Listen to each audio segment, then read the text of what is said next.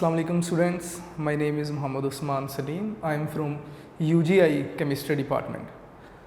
बेटा डेली की तरह 2-3 लाइनें कि कोरोना वायरस की वजह से फ़िज़िकल क्लासेस पॉसिबल नहीं है, ऑनलाइन क्लासेस चल रही हैं, तो आप अपना डेली का काम डेली कीजिए, उतने ही इंटरेस्ट से कीजिए जितना फ़िज़िकल क्लासेस के साथ करते हैं आप। इनफैक्ट अभी टाइम बचेगा, आपको आने जाने का टाइम सेव हो रहा है, आपका आते हुए और घर जाके जो आप थके होते हैं, रेस्ट करना चाहते हैं, वो भी टाइम आपका सेव हो रहा है। तो वो सारा टाइम आप यूटिलाइज़ कीजिए अपनी स्टडीज़ में, specially chemistry, physics, math, computer में, बायो में, क्योंकि ये ज़रा मुश्किल सब्जेक्ट हैं आपके। तो स्पेशली केमिस्ट्री में, क्योंकि इसका जो फर्स्ट चैप्टर है वो बाकी बुक्स के जो फर्स्ट चैप्टर हैं उनकी निस्बत ज़रा मुश्किल है, कैलकुलेशन है सारी। तो स्टार्ट करते हैं जी आज का लेक्चर। प्रीवियस लेक्चर में जो हमने पढ़ा था दैट वाज यील्ड। तो अगर मैं आपसे कुछ क्वेश्चंस करूं related to the previous lecture, तो ज़रा तैयार हो के ज़रा सुन तो नहीं मैं सकता, लेकिन आप कोशिश कीजिएगा आंसर करने के लिए, ठीक है। फर्स्ट ऑफ ऑल तो डिफाइन यील्ड, या ये क्वेश्चन इस तरह भी हो सकता है, डिफाइन एक्चुअल यील्ड, ठीक है। तो डेफिनेशन ऑब्वियसली आपको आनी चाहिए, एक एग्जांपल आप कोई भी बताना चाहें साथ। इसी तरह डिफाइन थ्योरेटिकल यील्ड, बोर्ड में आए हुए क्वेश्चन है ये। एक क्वेश्चन जो बार बार रिपीट हुआ, that is why actual yield is always smaller than या less than theoretical yield. Actual yield हमेशा थ्योरेटिकल यील्ड से कम क्यों होती है? मैंने लास्ट लेक्चर में इसका आंसर बताया था, उसकी कुछ रीजंस बताई थी, ठीक है। इसी तरह परसेंटेज यील्ड क्या होती है ये भी आपको पता होना चाहिए। आपने लिमिटिंग रिएक्टेंट पढ़ा, उसकी डेफिनेशन पूछी जाती है। डेफिनेशन के अलावा आपसे वो स्टेप्स पूछते हैं कि write the steps to identify limiting reactant. ये क्वेश्चन भी बार बार बोर्ड में पूछा गया। तो ये कुछ एक क्वेश्चन हैं जो आपको अच्छे तरीके से आनी चाहिए। हमने एक्सरसाइज स्टार्ट की, एक्सरसाइज का हमने फर्स्ट क्वेश्चन MCQs किए और विद रीजंस हमने सारे आंसर्स जो थे वो टिक किया। MCQs में आइसोबार आ रहा था, आइसोटोन्स आ रहे थे, इनकी डेफिनेशंस भी आपको पता होनी चाहिए। और अगर आपको कोई पेयर दे दिया जाए आइटम्स का और आपसे पूछा जाए कि आइसोटोप्स कौन से हैं, या आइसोबार्स हैं या आइसोटोन्स हैं, तो आप you should be able to write the pick answer, जिस तरह मैंने आपको बोर्ड पे सिखाया था। तो अभी हम स्टार्ट करेंगे exercise. Next question, question number 2 हम वो सॉल्व नहीं करेंगे क्योंकि हमारे बोर्ड पैटर्न से रिलेटेड नहीं है। क्वेश्चन नंबर 3 भी हम नहीं देखेंगे। क्वेश्चन नंबर 4 पे आते हैं। अपनी बुक्स सामने रखिएगा। मैं सारी स्टेटमेंट बोर्ड पे नहीं लिख सकता और मैं सारे क्वेश्चंस के आंसर भी बोर्ड पे नहीं लिखूंगा। कुछ क्वेश्चन मैं डिस्कस करता जाऊंगा आपके साथ, कुछ क्वेश्चन जो मुझे लिखने चाहिए बोर्ड पे मैं लिखता जाऊंगा। स्टेटमेंट आप सुनेंगे बुक से, मेरे पास भी बुक मौजूद है, आप बुक से स्टेटमेंट देखते जाइएगा और साथ साथ अपने आंसर्स भी देखते जाइएगा। तो question number 4, what are ions, under what condition they are produced. तो मैं यहाँ पे क्वेश्चन नंबर ज़रूर लिखूंगा हर बार कि हम एक्सरसाइज का क्वेश्चन नंबर 4 डिस्कस कर रहे हैं जी।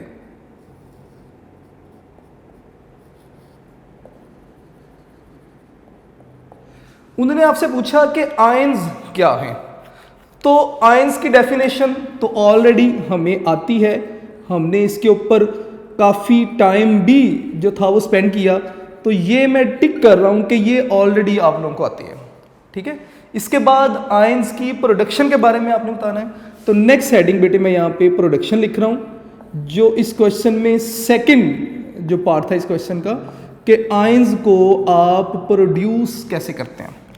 तो there are many ways to produce ions, लेकिन हम जो वेल नोन वेज हैं सिर्फ उन्हें ही डिस्कस करेंगे यहाँ पे।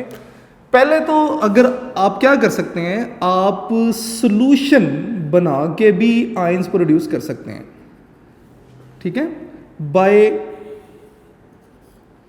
Solution formation. अगर आपके पास कोई सॉलिड स्टेट में कोई सब्सटेंस मौजूद है, आप उस सब्सटेंस का सॉल्यूशन बनाएं, तो वो सब्सटेंस अगर आयनिक सब्सटेंस है तो वो अपने आयंस में डीकम्पोज हो जाएगा। दूसरा तरीका क्या है, आप जो है वो मेल्ट करके भी आयंस प्रोड्यूस कर सकते हैं। मैं यहाँ पे लिख देता हूँ बाय मेल्टिंग, अगर आपके पास कोई सॉलिड सब्सटेंस है आप उसे मेल्ट कीजिए, ऑब्वियसली मेल्ट हमेशा सॉलिड्स को ही किया जाएगा, आप मेल्ट कीजिए और जो सॉलिड सब्सटेंस है वो अपने आयंस में जो है वो सेपरेट हो जाएगा। इसी तरह अगर आपके पास आयंस मौजूद हैं या कोई गैशियस स्टेट में जो है वो कोई सब्सटेंस मौजूद है, आप क्या करें, passing beta raise through gaseous substance, अगर आपके पास कोई आयनिक सब्सटेंस जो कि गैशियस स्टेट में है, आप उसमें से बीटा रेस पास करवाएं या कोई दूसरी रेस जो कि आयंस जैसे अल्फा रेज भी हो सकती हैं, ठीक है, आपके पास एक्स रेज भी हो सकती हैं, गैमा रेज हम यूज़ नहीं करेंगे इस पर्पज़ के लिए, आप बीटा रेज या कोई दूसरी रेस जो है वो पास करवाएं, तो जो गैशियस सब्सटेंस है वो डीकम्पोज हो जाएगा अपने रिलेटिव पॉजिटिव और नेगेटिव आयंस में, तो इट मीन्स आपने आयंस प्रोड्यूस करवा लिया। तो ये इसके पॉसिबल आंसर है। ये थर्ड मेथड तो आपने मैस स्पेक्ट्रोमीट्री में भी पढ़ा है, ठीक है।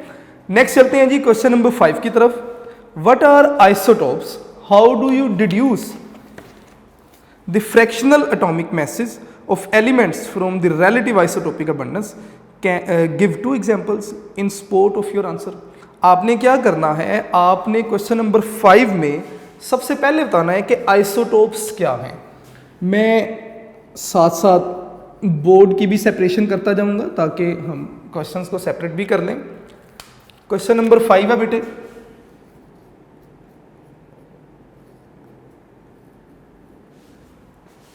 सबसे पहले तो आप डिफाइन करेंगे आइसोटोप्स को।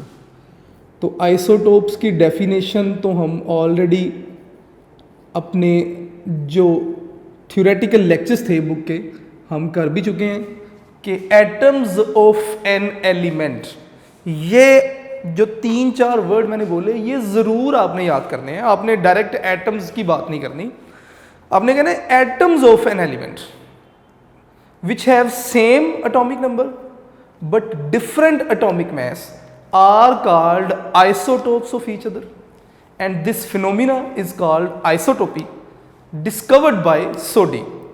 ठीक है, कम से कम इतना ज़रूर आप लिखिए और साथ में आप एग्जाम्पल ज़रूर देंगे। उसके बाद फ्रैक्शनल एटॉमिक मास वाला पोर्शन आ जाता है। दूसरा इसमें जो पोर्शन है that is fractional atomic mass. आप कैसे मालूम करेंगे, आपने इसकी कोई से 2 एग्जाम्पल्स देनी है, यानी कि फ्रैक्शनल एटॉमिक मास आपने मालूम करना है विद एटलीस्ट 2 एग्जाम्पल भी आपने देनी है। तो एग्जाम्पल नंबर 1 तो डायरेक्ट इसी का एक आंसर बन जाएगा। अगर आप अपनी बुक से एग्जाम्पल 1 देखेंगे तो नियोन वाली एग्जाम्पल गालबन दी हुई है, तो अगर आप देखेंगे तो वो डायरेक्ट इसका एक आंसर बन जाएगा। दूसरा आप हाइड्रोजन की एग्जाम्पल दे दें, 1.008 हाइड्रोजन का फ्रैक्शनल एटॉमिक मास है। क्वेश्चन ये है कि ये मालूम कैसे किया गया। अगर आपको हाइड्रोजन के जो हैं वो अबंडेंस पता है तो आप इजीली इसका आंसर बता सकते हैं, लेकिन अगर आपको हाइड्रोजन के तीनों आइसोटोप्स की अबंडेंस मालूम नहीं है तो इसका इजी वे क्या है, अगर आप अपनी बुक पे क्वेश्चन नंबर जो है वो देखें जी, क्वेश्चन नंबर 6 देखें तो वो इसकी सेकंड एग्जाम्पल बन जाएगी। मैं बातों को क्लियर करता जाऊं। क्वेश्चन ये था कि आइसोटोप्स क्या हैं, मैंने इसको टिक कर दिया कि ये हम ऑलरेडी पढ़ के आ चुके हैं। आपने 2 एटम्स के फ्रैक्शनल एटॉमिक मैसेज मालूम करके बताने थे, तो इसके आंसर्स में पहली एग्जाम्पल जो है वो आप बताएं, आपकी बुक की एग्जाम्पल 1 हो जाएगी, बुक की एग्जाम्पल 1 हो जाएगी आपकी, ठीक है। और जो इसकी सेकंड एग्जाम्पल है, इसी क्वेश्चन की सेकंड एग्जाम्पल वो आपका एक्सरसाइज का क्वेश्चन नंबर 6 जो है वो आप इसकी सेकंड एग्जाम्पल बना सकते हैं। Question number 6 exercise second example के तौर पे आप उसे लिख सकते हैं। उसे जब मैं सॉल्व करूंगा मैं दोबारा इसके साथ रिलेट करूंगा, आप मैस नहीं कीजिएगा काइंडली। क्वेश्चन नंबर 5 की डेफिनेशन हो गई, 2 एग्जाम्पल बतानी थी। एक मैंने कहा जी आप बुक की पहली एग्जाम्पल देख लें, और जो दूसरी एग्जाम्पल है वो अगर आप एक्सरसाइज का आने वाला क्वेश्चन 6 देखेंगे तो वो इसकी दूसरी एग्जाम्पल भी बन जाएगी। तो जब मैं बारी आएगी क्वेश्चन नंबर 6 की सॉल्व करूंगा तब साथ साथ इसको देखते जाइएगा। उसके बाद इसी क्वेश्चन 5 का बी पार्ट आप देखिए, how does a mass spectrograph shows the relative abundance of isotopes of an element. ये तो था आपके पास क्वेश्चन नंबर 5 का पार्ट ए। अब हम क्वेश्चन नंबर 5 पार्ट बी को डिस्कस करेंगे। क्वेश्चन नंबर 5 बी पार्ट है। कहते हैं जी कि बताएं कि किस तरह आप मास स्पेक्ट्रोग्राफ से रिलेटिव अबंडेंस जो है वो गेस कर सकते हैं। तो अगर आप अपनी, चलें मैं यहां पे ही सॉल्व कर देता हूं इसे, बल्कि देखें मैंने जब मास स्पेक्ट्रोमेट्री पढ़ाया था तो मैंने आपसे कहा था कि आपको जो रिजल्ट्स मिलेंगे वो रिजल्ट्स एक ग्राफ की फॉर्म में होंगे। तो मैं यहां पे एक ग्राफ बना देता हूं, ले जी।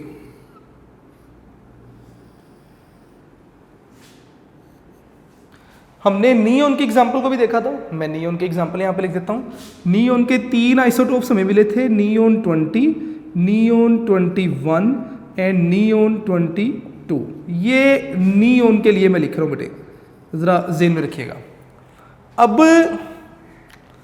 नियोन 21 का जब हमने ग्राफ देखा, सॉरी 20 का, तो इसकी जो पीक थी वो उसकी हाइट सबसे ज़्यादा थी।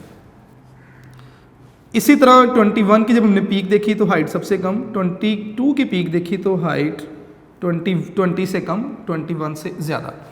इसकी जब अबंडेंस हमने लिखी थी तो 90.92 थी, if I am not wrong. 21 की अबंडेंस जब हमने देखी थी तो 0.5 या 257 थी शायद, 0.257%, और 22 की अबंडेंस थी 8.82%। ये हमें नियोन का ग्राफ मिला था। अब ये ग्राफ हमें बताना क्या चाह रहा है, पहले वो सुन ले, उसके बाद क्वेश्चन 5 के बी पार्ट का आंसर बी से में मिल जाएगा हमें। इस ग्राफ में 3 चीज़ें हमें मिलेंगी। पहले तो नंबर ऑफ आइसोटोप्स, आप नंबर ऑफ पीक्स गिने, जितनी पीक्स बन रही हैं उतने ही आइसोटोप्स हैं। नंबर ऑफ पीक्स कितनी है जी? 3 है, तो इसका मतलब नियोन के 3 आइसोटोप हैं। सेकंड क्वेश्चन, उनके मैसेज क्या हैं। एक्स एक्सिस पे आप देखें, जिस पोजीशन पे जो आइसोटोप आ रहा है वही उसका मैस है। पहली पीक हमें मिल रही है 20 पे, इसका मतलब नियोन का एक आइसोटोप ऐसा है जिसका मैस क्या है 20। दूसरी पीक मिल रही है जी 21 पे, तो दूसरे आइसोटोप का मैस 21। तीसरी पीक 22 पे, तो थर्ड आइसोटोप का मैस 22। 2 चीज़ें मालूम हुई, नंबर ऑफ आइसोटोप्स, मैसेज भी आपने एग्जैक्ट मैसेज भी मालूम कर दिए आइसोटोप्स के। जो क्वेश्चन था हमारा उसने कहा था अबंडेंस आप कैसे मालूम करेंगे। तो बेटा आप हाइट ऑफ पीक को देखिए, हाइट ऑफ पीक आपको रिलेटिव अबंडेंस बताएगी। 20 वाले की अगर आप पीक देखें तो हाईएस्ट है, तो इसका मतलब नियोन अगर आप सैंपल लेते हैं तो उस सैंपल में 20 वाले जो नियोन है जिनका मैस 21 है वो सबसे ज़्यादा होंगे 90.92%। उसके बाद नेक्स्ट 21 की अबंडेंस ये है और 22 की अबंडेंस ये है। तो मैं इसके आंसर को ब्रीफली लिखने की बजाय मैं यहाँ पे कीवर्ड लिख देता हूँ कि बाय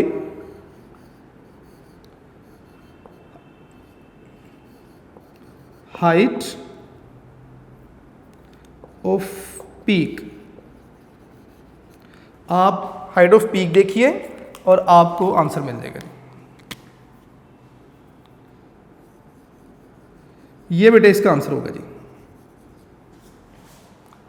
ठीक है। क्वेश्चन नंबर 5 का सी पार्ट देखते हैं जी नेक्स्ट आगे।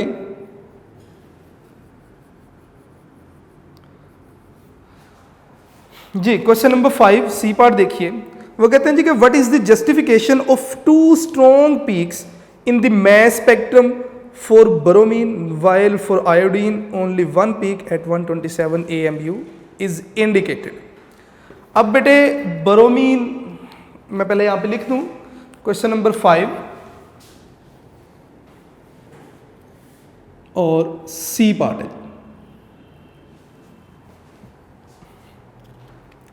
अब उसने कहा कि ब्रोमीन की 2 पीक्स हैं और लास्ट जो हाफ लाइन थी उसमें उसने कहा कि आयोडीन की एक ही पीक है और वो कहाँ पे आपको मिल रही है, 127 पे मिल रही है। मैं क्वेश्चन को यहाँ पे लिख देता हूँ।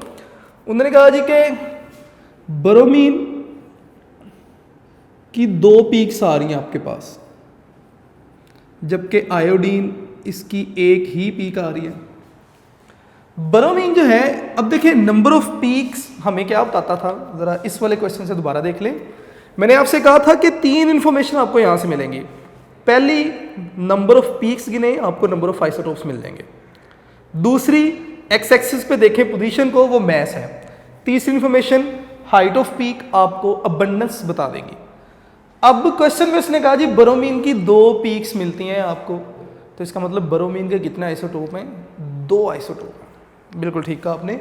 उनके मैसेज क्या हैं, ब्रोमीन के जो 2 आइसोटोप हैं, एक का मैस 79, मैं यहाँ पे लिख देता हूँ, ब्रोमीन एक 79 है और एक ब्रोमीन है 81। ब्रोमीन 79 है, क्वेश्चन देख लें जी दोबारा। बिल्कुल ठीक जी, ब्रोमीन एक 79 है और एक ब्रोमीन 81 है। ब्रोमीन 79 की अगर मैं अबंडेंस लिखूं तो दैट इज 50.54%। ब्रोमीन 79 की अबंडेंस 50.54%, ब्रोमीन 81 की अबंडेंस 49.46%। ये राउंड ऑफ वैल्यूज बता रहा हूं मैं आपको।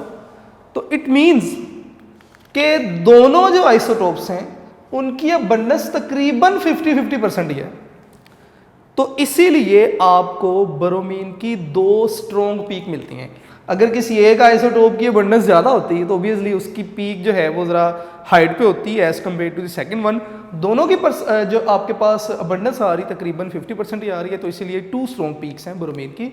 जबकि आयोडीन जो है इसका एक ही आइसोटोप है, ठीक है, आयोडीन 127, तो उसी की बेटा 100% अबंडेंस है, ठीक है, क्योंकि एक ही इसका आइसोटोप है 127 पे। तो ये आपके पास था क्वेश्चन नंबर 5। अब हम आते हैं जी क्वेश्चन नंबर 6 पे। क्वेश्चन नंबर 5 हमारा यहाँ पे कंप्लीट हुआ। मैं यहाँ से ही क्वेश्चन नंबर 6 स्टार्ट करूँगा, ठीक है, ज़रा मेरे साथ साथ रहेंगे आप लोग। ये मेरा ख्याल 127 AMU पे होता बेटा ये। अच्छा जी, क्वेश्चन नंबर 6 की स्टेटमेंट देखिए। वो कहते हैं जी कि अब इसकी स्टेटमेंट एक MCQ भी है, ठीक है, इसकी स्टेटमेंट में MCQ भी है, ज़रा गौर से सुनिएगा। Silver has atomic number 47। एक तो आपको ये इंफॉर्मेशन मिली कि सिल्वर का यानी कि Ag का एटॉमिक नंबर 47 है और इसके कितने नॉन आइसोटोप्स हैं, 16 नॉन आइसोटोप्स। इसका मतलब सिल्वर का एटॉमिक नंबर हमें बता दिया गया, इसके आइसोटोप्स बता दिए गए, टोटल 16 है। अगर आपको मेरा पहला लेक्चर आइसोटोप्स वाला याद हो तो उसमें मैंने बताया भी था कि सिल्वर के 16 आइसोटोप्स हैं, उसमें से स्टेबल कितने हैं और अनस्टेबल कितने हैं, ये सारी डिस्कशन आपके साथ स्टार्ट में हुई थी। तो 16 इसके नॉन आइसोटोप्स हैं। वो कहता है जी कि 2 इसमें से नेचुरल है, 107 जिसका मैस है और दूसरे का मैस 109 है, जबकि बाकी जो 14 आइसोटोप्स हैं वो सारे के सारे जो है वो रेडियो एक्टिव हैं, ठीक है। तो आपने करना क्या है, आपने एवरेज एटॉमिक मैस मालूम करना है सिल्वर का। तो क्वेश्चन से बेटे पहले इंफॉर्मेशन जो आपको मिली वो ज़रूर याद रखिएगा। एक उन्होंने आपको बता दिया कि सिल्वर का 40 एटॉमिक नंबर बता दिया, इसके टोटल नंबर ऑफ आइसोटोप्स बता दिए, इनमें से कितने नेचुरली अकरिंग हैं और उनके मैसेज क्या है ये भी आपको बता दिया, ठीक है। तो ये सारी बड़ी इंपॉर्टेंट MCQ इन्फॉर्मेशन भी है, याद रखिएगा। अब इसको सॉल्व करते हैं। मैं डायरेक्ट इसका बेटे सोल्यूशन लिखूंगा क्योंकि मेरे पास इतना टाइम नहीं होगा कि मैं इनकी स्टेटमेंट भी लिखूं, गिवन डेटास वगैरह सब कुछ बनाऊँ, वो पॉसिबल नहीं है। बुक पे टेबल बना हुआ है, ज़रा मैं बुक की हेल्प लूँगा इसके आंसर के लिए। उन्होंने आपसे कहा कि सिल्वर का आपने एवरेज एटॉमिक मैस आपने पाना है। तो बेटे सबसे पहले तो आपको एवरेज एटॉमिक मैस का फार्मूला पता होना चाहिए। तो मैं यहाँ पे फार्मूला लिख देता हूँ कि एवरेज एटॉमिक मैस, फार्मूला था आपके पास पहला आइसोटोप, मैं यहाँ पे लिख रहा हूँ आइसोटोप नंबर 1 और आप उसे मल्टीप्लाई करेंगे उसकी अबंडेंस से, फिर प्लस का साइन, सेकंड आइसोटोप, मैं यहाँ पे सेकंड आइसोटोप लिख देता हूँ, सेकंड आइसोटोप, और आप इसे मल्टीप्लाई करेंगे इसकी अबंडेंस से, और इस सारे को आप डिवाइड कर देंगे किसके साथ, 100 के साथ, और आपके पास बेटे आंसर आ जाएगा। ठीक है, इस फार्मूले को यूज़ करके हम आंसर लेकर आएंगे। तो मैं ये फार्मूला यहाँ पे सॉल्व भी कर देता हूँ आपके लिए। मल्टीप्लिकेशन आप खुद से करेंगे, मैं सिर्फ वैल्यूज पुट करूँगा। तो मैं यहाँ पे लिखूँगा एवरेज एटॉमिक मास किसका बेटे, सिल्वर का, Ag यानी कि सिल्वर का। क्या होगा, दो आइसोटोप्स आपको बता दिए गए, जरा टेबल देखिएगा। पहला आइसोटोप उन्होंने लिखा 106.90509 और उसकी परसेंटेज अबंडेंस भी आपको बता दी। तो मैं पहले वाले आइसोटोप का मैस लिखूंगा 106.90, ठीक है, या कंप्लीट लिखना चाहें तो 509, और मल्टीप्लाई कर दिया उसके अबंडेंस के साथ 51.84, फिर प्लस का साइन, सेकेंड आइसोटोप 108.90 और इसको भी मल्टीप्लाई कर दिया इसकी अबंडेंस के साथ 48.16, और आप इस सारे को डिवाइड कर देंगे 100 के साथ, तो बेटे आपके पास आपका जो रिक्वायर्ड आंसर है वो आ जाएगा। आप अपने आंसर को टैली भी कीजिएगा, बुक में जहाँ पे स्टेटमेंट लिखी है, स्टेटमेंट के लास्ट में आंसर भी बताया 107.83 आंसर होना चाहिए। आप अपने आंसर को टैली ज़रूर कीजिएगा। अगर आपका आंसर टैली हो रहा है तो इट मीन्स आपने कैलकुलेशन ठीक की है। तो ये आपका क्वेश्चन नंबर 6 था। वापिस आता हूँ क्वेश्चन नंबर 5 की तरफ। क्वेश्चन नंबर 5 का ए पार्ट था आइसोटोप्स क्या है, फ्रैक्शनल एटॉमिक मैसेज आप कैसे मालूम करेंगे। मैंने आपसे कहा था कि दो एग्जाम्पल हैं, एक आप एग्जाम्पल नंबर 1 लिख लें बुक से, और दूसरी एग्जाम्पल मैंने आपसे कहा था क्वेश्चन नंबर 6। तो ये क्वेश्चन नंबर 6 है। अगर आप देखें तो आपने फ्रैक्शनल यानी कि एवरेज एटॉमिक मास मालूम करके बता दिया किसका, सिल्वर का। तो क्वेश्चन नंबर 5 का जो आपका पेंडिंग पार्ट था वो भी यहाँ पे कंप्लीट हो जाएगा। तो ये था बेटे क्वेश्चन नंबर 6। क्वेश्चन नंबर 7 पे आते हैं। क्वेश्चन नंबर 7 जो है ये मैं आपके लिए सॉल्व नहीं करूँगा, बल्कि ये आप मेरे लिए सॉल्व करेंगे। हिंट मैं आपको बता दूंगा कि आप कैसे इसे सॉल्व करेंगे, क्योंकि बिल्कुल ये ऐसे ही है जैसे आपने क्वेश्चन नंबर 6 सॉल्व किया था। उन्होंने आपने क्वेश्चन नंबर 7 में कहा कि बोरोन विद एटॉमिक नंबर 5, तो इसका मतलब यहाँ से हमें ये इन्फॉर्मेशन भी मिलती है कि बोरोन का एटॉमिक नंबर 5 है। वैसे ही बेटे आपको पता भी होना चाहिए, फर्स्ट ईयर में एटलीस्ट फर्स्ट 20 to 30 एटम्स के एटॉमिक नंबर, एटॉमिक मैसेज आपको पता होने चाहिए। तो एटॉमिक नंबर बोरोन का 5 है। इसके दो नेचुरल आइसोटोप है, बोरोन 10 है, बोरोन 11 है। इन्फॉर्मेशन क्या उन्होंने दी आपको, वो कहते हैं जी कि average atomic mass of boron बता दिया आपको 10.81 AMU। आइसोटोपिक मास बता दिया आपको बोरोन 10 का, और आइसोटोपिक मास आपको बता दिया बोरोन 11 का। आपने क्या मालूम करना है, कैलकुलेट द परसेंटेज अबंडेंस आपने मालूम करनी है बोरोन 10 की और बोरोन 11 की। तो बेटे इसको सॉल्व करने के लिए बिल्कुल जिस तरह हम फिजिक्स के क्वेश्चन सॉल्व करते हैं, क्वेश्चन नंबर ये 7 है, मैं यहाँ पे लिख रहा हूँ जी क्वेश्चन नंबर 7। ये बिल्कुल वैसे ही है जैसे आप फिजिक्स के क्वेश्चन सॉल्व करते हैं। सबसे पहले आप गिवन डाटा बता दें, आप बताएं कि बोरोन है आपके पास, मैं यहाँ पे लिख रहा हूँ गिवन डाटा। वैसे तो मैं चाह रहा था मैं सिर्फ आपको हिंट बता देता, लेकिन चलें थोड़ा सा इसे मैं हाफली सॉल्व भी कर देता हूँ, बाकी सिंपल कैलकुलेशन आप खुद से करेंगे। गिवन डाटा उन्होंने आपसे कहा कि आइसोटोपिक मास ऑफ बोरोन 10, या सबसे पहले average atomic mass of boron, तो मैं यहाँ पे लिखूंगा कि एवरेज एटॉमिक मास किसका जी, बोरोन का, दैट इज 10.81 AMU है जी, 10.81 AMU। पहली इंफॉर्मेशन तो ये दे दी। एवरेज एटॉमिक मास को आप फ्रैक्शनल एटॉमिक मास भी कहते हैं, ठीक है। सेकंड इंफॉर्मेशन उन्होंने आपसे कहा कि आइसोटोपिक मास ऑफ बोरोन 10, तो मैं यहाँ पे लिख दूंगा आइसोटोपिक मास किसका जी, बोरोन 10 का, और वो क्या है, that is 10.0129 AMU. Third information, isotopic mass of boron 11. Boron 11 का भी आइसोटोपिक मैस दे दिया 11.0093. तो मैं यहाँ पे लिख रहा हूँ 11.0093 AMU. अब आपने क्या मालूम करना है, टू फाइंड में लिख लें जी. आप क्या मालूम करेंगे जी, आपने परसेंटेज बतानी है. मैं यहाँ पे लिख देता हूँ जी, परसेंटेज अबंडेंस किसकी, ऑफ बोरोन 10 की, ये आपने मालूम करना है. और इसी तरह परसेंटेज अबंडेंस किसकी जी, बोरोन 11 की, ये भी आपने क्या करनी है, मालूम करनी है. पीछे वाले क्वेश्चन में आपसे एवरेज एटॉमिक मैस पूछा गया था और अबंडेंस की वैल्यू गिवन थी. इस क्वेश्चन में आपको एवरेज एटॉमिक मैस बता दिया गया, लेकिन अबंडेंस आपने खुद से मालूम करनी है. ठीक है, फॉर्मूला आपके पास सेम है जो आपने क्वेश्चन नंबर 6 में यूज़ किया था.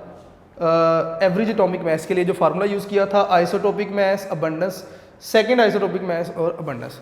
मैं बेटे यहाँ पे आपके लिए हिंट बना दूंगा, सोल्व आप लोग खुद से करेंगे. तो मैं यहाँ पे लिखूंगा एवरेज एटॉमिक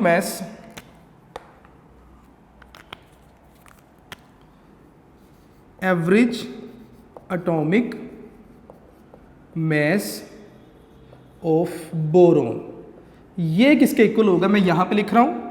फार्मूले में वैल्यूज आप पुट करेंगे. सेम फार्मूला मैं रिपीट नहीं कर रहा, मैं जस्ट वैल्यूज पुट कर रहा हूँ. उसमें आपके पास आएगा जी, पहला आइसोटोप बोरोन का क्या है, बोरोन 10, जिसका मैस 10.0129. तो मैं लिखूंगा 10.0129. पहले आइसोटोप का मैस लिख दिया और इसकी अबंडेंस मालूम करनी थी, जो मालूम नहीं है उसे मैंने x कह दिया. ले जी, मेरे पास बोरोन 10 की अबंडेंस नहीं थी, मैंने मालूम करना था, मैंने उसे x कह दिया. फार्मूले में चूंकि मैंने वैल्यू देनी थी, मेरे पास वैल्यू गिवन नहीं थी, मैंने x लिख दिया. Plus second isotope of boron 11.0093. तो मैंने सेकेंड आइसोटोप का मैस लिखा 11.0093. अब मैंने इसकी अबंडेंस भी लिखनी थी. अब बेटे अगर आप देखें तो ये परसेंटेज अबंडेंस है. परसेंटेज का मतलब होता है आपने 100 से मल्टीप्लाई कर दिया. अगर मैं कोई दो क्वांटिटीज़ की परसेंटेज अबंडेंस बताता हूँ, अगर मैं एक को 40 कह देता हूँ तो इट मीन्स दूसरी की अबंडेंस क्या होगी, 100 में से 40 माइनस कर दें तो 6 होगा. अगर मैंने एक बोरोन के आइसोटोप को x कह दिया तो दूसरे आइसोटोप की अबंडेंस क्या होगी, 100 माइनस x. तो मैं यहाँ पे सेकंड वन जो आइसोटोप है मैं यहाँ पे लिख दूंगा 100 माइनस एक्स. ले बेटे इसको आप आगे सॉल्व करेंगे खुद से, डिवाइड आप कर देंगे जी क्या जी 100 से. अब आप इसे सॉल्व करना शुरू कर दें, बड़ी इजी कैलकुलेशन है और आपके पास x की वैल्यू आ जाएगी. फिर अगर आप x की वैल्यू जो भी आएगी वो बोरोन 10 की अबंडेंस होगी. मैं यहाँ पे लिख देता हूँ कि जो x की वैल्यू होगी वो बोरोन 10 की अबंडेंस होगी और जो 100 माइनस एक्स आप लेंगे वो बोरोन 11 की अबंडेंस आ जाएगी. ठीक है, तो इस तरह क्वेश्चन नंबर 7 भी आप इजीली सॉल्व कर सकते हैं. बाकी कैलकुलेशन हाफ मैंने आपके लिए सॉल्व कर दिया, हाफ आप मेरे लिए सॉल्व करेंगे. ऑब्वियसली गिव एंड टेक है. आगे चलते हैं बेटे, क्वेश्चन नंबर 8 की तरफ चलते हैं. Define the following terms and give 3 example of each. Gram atom, gram atom क्या है, आप अगर मोल की डेफिनेशन देखें, ग्राम एटम की डेफिनेशन, मोल की डेफिनेशन एटम के लिहाज से, तो वो ग्राम एटम हो जाएगा. मैं पढ़ता जाऊंगा साथ साथ एक्सप्लेन करता जाऊंगा, आप देखते जाइएगा.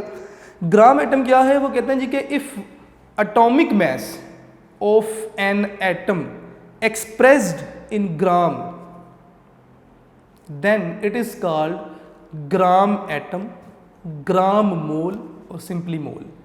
ठीक है, इसी तरह इसकी एग्जांपल आप देना चाहें तो हाइड्रोजन है 1.008 AMU मैस है. अगर आप ये AMU की जगह ग्राम लिख देंगे, आप कहेंगे 1.008 ग्राम हाइड्रोजन, तो इसका मतलब आपने 1 मोल हाइड्रोजन ली और 1 मोल को आप 1 ग्राम एटम भी कहेंगे, मोल की जगह ग्राम एटम लिख देंगे.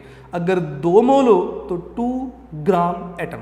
ठीक है, इसी तरह क्वेश्चन नंबर 8 का सेकंड पार्ट देखिएगा, ग्राम मालिक्यूलर मैस। जिस तरह बिल्कुल आपने ग्राम एटम की डेफिनेशन लिखी, ग्राम मालिक्यूलर मैस भी बिल्कुल वैसे ही है। इसी तरह क्वेश्चन नंबर जो है उसका पार्ट 3 देखिएगा। पार्ट 3 है जी ग्राम फार्मूला। तो ग्राम फार्मूला की डेफिनेशन भी आपको यहाँ से मिलेगी। नेक्स्ट देखेंगे ज़रा, ग्राम आयन। ग्राम आयन, ये चारों डेफिनेशन आपको जो है वो मोल वाले टॉपिक में मिलेंगी। मैंने बोर्ड पे लिखी भी थी, अगर आप अपना प्रीवियस लेक्चर देखें तो आपको वहाँ पे भी डेफिनेशन मिल जाएंगी। मोलर वॉल्यूम क्या है जी, ये क्वेश्चन बार बार बोर्ड में भी आया हुआ है। मोलर वॉल्यूम क्या है, वो कहते हैं जी कि किसी भी गैस का 1 मोल का अगर आप STP पे वॉल्यूम लेते हैं तो ये मोलर वॉल्यूम कहलाएगा। ठीक है, volume of 1 mole of a gas at STP is called molar volume. आप इसे Vm से डिनोट करते हैं, इसकी वैल्यू 22.414 dm³ है। और ये कॉन्सेप्ट जो है वो अप्लाई होता है आइडियल गैसेस के लिए। ये बड़ी चीदा मैंने इन्फॉर्मेशन इसके बारे में आपको बताई है, एटलीस्ट ये बातें आपको ज़रूर बतानी चाहिए। एवोगैड्रोस नंबर आपको पता है, किसी भी सब्सटेंस के 1 मोल में जितने भी पार्टिकल्स हैं 6.02 × 10⁻23 पार्टिकल्स होते हैं, इसे आप एवोगैड्रोस नंबर कहते हैं। डिनोट कैसे करते हैं, ये सारी बातें आपको बतानी चाहिए। स्टिशोमीट्री, इसकी डेफिनेशन आपको पता होना चाहिए। ये किसकी ब्रांच थी, मेरा ख्याल ये फिजिक्स की ब्रांच थी, नहीं जी केमिस्ट्री की ब्रांच थी। ऑब्वियसली केमिस्ट्री के लेक्चर में हम केमिस्ट्री की ही बात करेंगे। तो it is the branch of chemistry जिसमें आप क्या स्टडी करते थे, आप रिलेशनशिप स्टडी करते थे। किन के दरमियान, रिलेशन हमेशा कुछ चीज़ों के दरमियान होता है, बिल्कुल हाँ। यहाँ पे रिएक्टेंट्स और प्रोडक्ट्स के दरमियान रिलेशन था, कब, इन बैलेंस केमिकल इक्वेशन। आप रिएक्टेंट की मदद से प्रोडक्ट्स मालूम कर सकते थे, या आप प्रोडक्ट्स की मदद से रिएक्टेंट भी मालूम कर सकते हैं। रिलेशनशिप कितने थे, 9 रिलेशनशिप थे, वैसे तो 16 होते हैं, मैंने लेकिन 9 आपको बोर्ड पे लिख के दे दिए थे। उसके बाद परसेंटेज यील्ड क्या है, मैंने आज लेक्चर के स्टार्ट में आपसे यही क्वेश्चंस किए थे कि परसेंटेज यील्ड के बारे में आप बताएं। एक्चुअल यील्ड, थ्योरेटिकल यील्ड क्या है, और why actual yield is always less than theoretical yield, ये सारी इन्फॉर्मेशन आपसे स्टार्ट में डिस्कस की थी। तो बेटा ये आज हमने क्वेश्चन नंबर 4 किया, 5 किया, 6 किया, 7 किया और 8 किया। ये सारे क्वेश्चन इंपॉर्टेंट हैं। आप किसी भी क्वेश्चन को अनइम्पोर्टेंट समझ के आप लीव नहीं करेंगे। मेरी आपसे जो अपील है वो कुछ इस तरह है कि जो मैं बोर्ड बनाता हूँ, आप काइंडली अपने रजिस्टर्स पर बिल्कुल वैसे नोट भी करें, आपके नोट्स बनते जाएंगे। आपको किसी दूसरी जो है वो कंपनी की बुक लेने की ज़रूरत नहीं पड़ेगी, मैं फ़लाँ बुक ले लूँ, मैं फ़लाँ बुक ले लूँ, मेरे पास मटीरियल। आप अपने हाथ के लिखी हुई बुक यानी कि अपने नोट्स को यूज़ कीजिए, आपके लिए सबसे आसान वही होगा। हाँ जी, ऑब्जेक्टिव के लिए हम आपको ज़रूर बताएंगे टाइम आने पे कि बेटा कौन सी बुक आपको चाहिए। ओबियसली यूनिक की बुक तो आप लेंगे ही लेंगे, इसके अलावा आपको जो है वो अगर कुछ मटेरियल रिक्वायर्ड हुआ वो बताते जाएंगे साथ साथ। तो बेटा ये आज का लेक्चर था। नेक्स्ट लेक्चर में मैं आपसे 1-2 क्वेश्चन करूँगा इन्हीं क्वेश्चन में से, और उसके बाद नेक्स्ट हम आगे डिस्कस करेंगे। तो अपना ख्याल रखिएगा, घर वालों का ख्याल रखिएगा, घर पे रहें, सेफ़ रहें, अपने घर वालों को भी सेफ़ रखें, और अपना डेली का काम बेटा डेली कीजिएगा। अस्सलाम वालेकुम।